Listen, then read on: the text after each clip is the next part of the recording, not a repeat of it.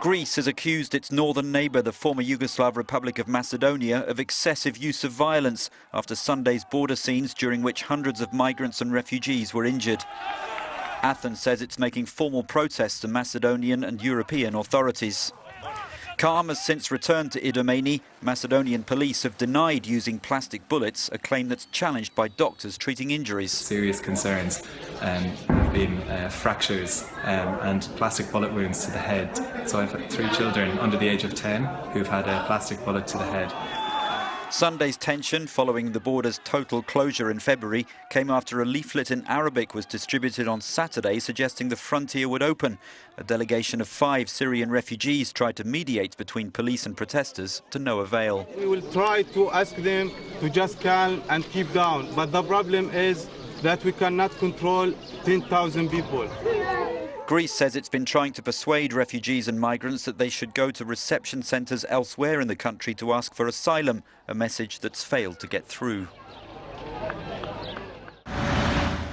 Police in Paris have evacuated a protest camp in the city's Place de la République, occupied for 11 consecutive nights by demonstrators demanding social change. Security forces moved in early today to clear the nocturnal sit-in, meeting no resistance from those taking part. Perhaps that was because they were planning to return later to resume the so-called Nuit debout movement, roughly translated as up all night. Stemming from opposition to government labour reforms, it sparked wider social demands. I'm an estate agent, this protester explains, saying he's been coming to the square after work or between meetings whenever he can.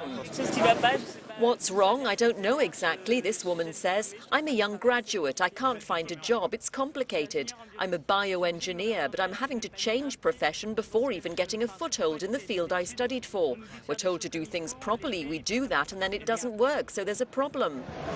The contested labour reforms aimed at loosening France's protective employment laws were on the agenda as students and youth leaders met the Prime Minister today, amid determination that up all night will continue.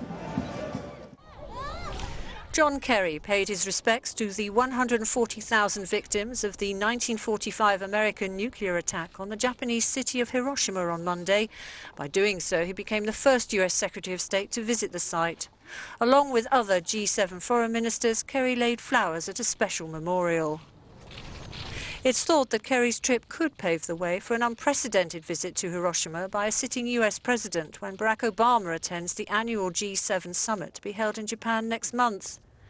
However, Kerry offered Japan's foreign minister no apology for America's use of the atomic bomb.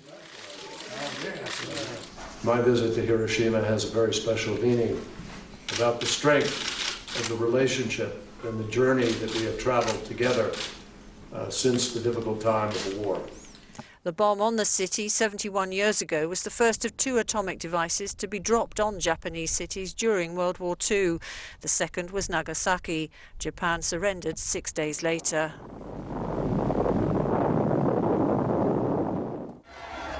Centre-right candidate Keiko Fujimori has won the first round of Peru's presidential election. Early official results, with around 2/5 of votes counted, have given her almost 40%. Fujimori has vowed to preserve democracy and tackle crime. She's distanced herself from her father, ex-President Alberto Fujimori, who's in jail for human rights abuses. We hope that it'll be a second round with proposals, with ideas that are prudent. And we invite all Peruvians on June the 5th to choose change, to choose the future, because the future of Peru is already on its way. Thank you. Porque el futuro del Perú ya está en marcha. Muchas gracias. It's likely that she'll meet centre-right candidate Pedro Kuczynski in the runoff. Early results put the 77-year-old former World Bank economist and ex-finance minister in second place with around 25% of the vote. There was some election-linked violence. Suspected leftist rebels killed 3 people and injured 6 more in an ambush on Saturday. A vehicle carrying election materials in a remote coca-growing region was targeted. Maoist Shining Path rebels are being blamed. A judicial inquiry has been ordered by the Indian authorities into an explosion and fire at a Hindu temple in Kerala that killed at least 110 people and injured 400 more. The blaze started during a firework display as part of a local Hindu New Year festival, but it seems the temple had been denied permission to stage the show on safety grounds, but had gone ahead anyway. This man alleges that over 150 kilograms of explosives were being stored near the temple. There was no permission, no permit license, no license for setting off fireworks, he said. A building at the temple then collapsed. Many of the dead were charred beyond recognition. Everybody got injured. Everybody's face is covered with cement and all. Almost everybody got injured. State health workers said that local hospitals were overwhelmed with victims, so many of the injured had to be driven to the state capital some 70 kilometres away. Indian Prime Minister Narendra Modi, who visited the scene and spoke with victims, said the incident was shocking beyond words. German authorities are investigating whether a satirical TV presenter who allegedly insulted Turkey's President Erdogan could face charges. Jan Böhmermann's poem contained references to paedophilia and bestiality.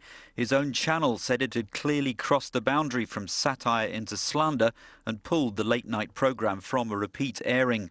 Chancellor Merkel called the programme unacceptable and deliberately insulting towards Turkey's president and phoned the country's prime minister to say so. German law forbids insults of organs or